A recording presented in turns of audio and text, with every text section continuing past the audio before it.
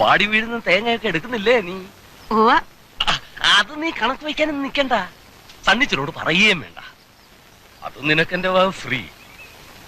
തീരുവായിട്ടും ആ പുരേ തന്നെ നീ താമസിച്ചോളാൻ പറഞ്ഞത്. ചില മനക്കണക്കുകളൊക്കെ കൂട്ടിയിട്ടാ. അതെനിക്കറിയാം. പിന്നെ നീ ഇതുവരെ എന്നെ ഒന്ന് വിളിക്കാഞ്ഞെന്താ? വിളിക്കാന്നേ? ഓ, ഇത് പറഞ്ഞു തുടങ്ങിയിട്ട് കൊല്ലം 3-4 ആ വഞ്ചിക്കാരൻ മാപ്പിളയെ പോലെ നിന്നെ ഞാൻ ചതിച്ചിട്ട് പോയൊന്നുമില്ല.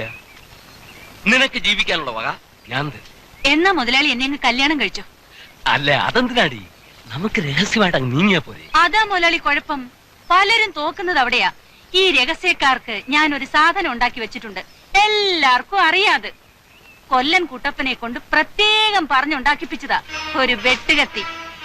അതെടുക്കാൻ രാജമ്മയുടെ കൈക്ക് ഒരു ഉളുപ്പുമില്ല. ജയിലിലും ഇപ്പൊ 2 നേരം ചോറാന്നാ പറയുന്നേ. പിന്നെ രാജമ്മയ്ക്ക് എന്താ? പോട്ടെ.